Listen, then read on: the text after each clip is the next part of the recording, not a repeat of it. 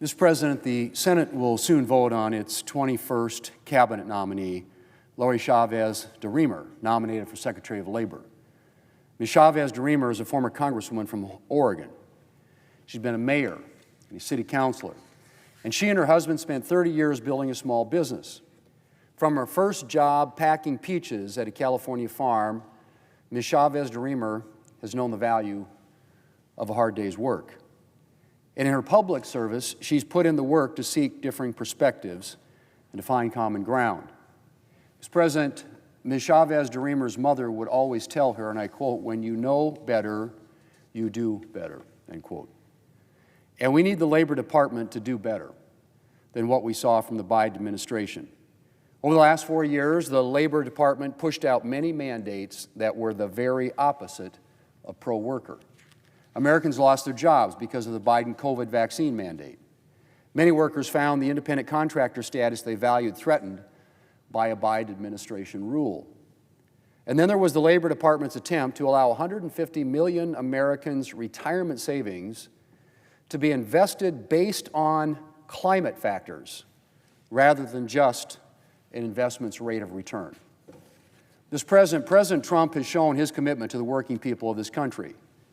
Making life better for working Americans was a priority in his first administration, and it will be a priority in his second. It's a welcome change in direction from the last 4 years.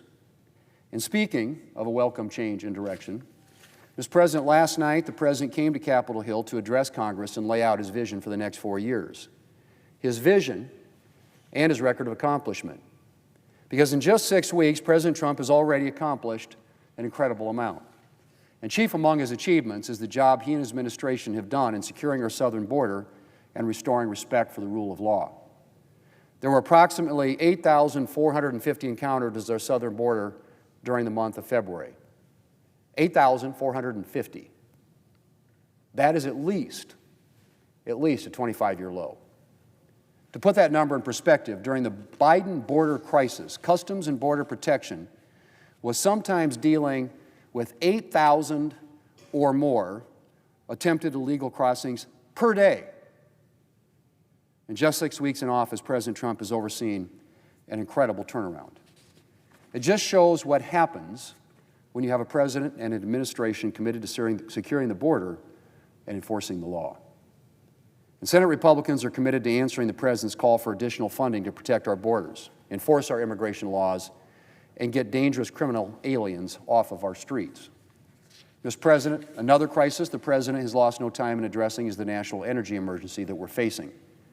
As the Washington Post reported last March, and I quote, "Amid explosive demand, America is running out of power," end quote.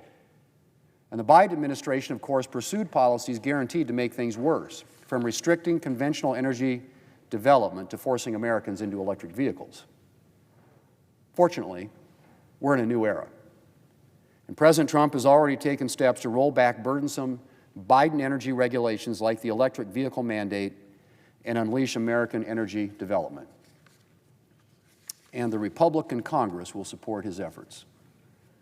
For the sake of our security, our economy, and Americans' pocketbooks, we need to have a reliable, affordable, and abundant energy supply.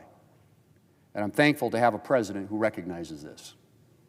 Mr. President, one of the signature accomplishments of the first Trump administration was the passage of the Tax Cuts and Jobs Act, legislation that put more money in hardworking Americans' pockets. And one of the top priorities of the second Trump administration is making that tax relief permanent. It's a priority for the President, and it's a priority for Republicans here in the Senate.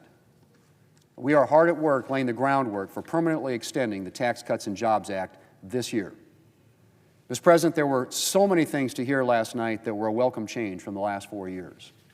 President Trump's commitment to reversing burdensome Biden administration regulations and eliminating 10 regulations for every new one his administration proposes. The President's commitment to eliminating wasteful and unnecessary spending. His commitment to protecting children from radical gender ideology and ensuring that women and girls' athletic opportunities are protected, and more. And as always, Mr. President, I'm grateful for President Trump's faith in America. It reminds us just how blessed we are to live in this great country, and that in the United States of America, everything is possible.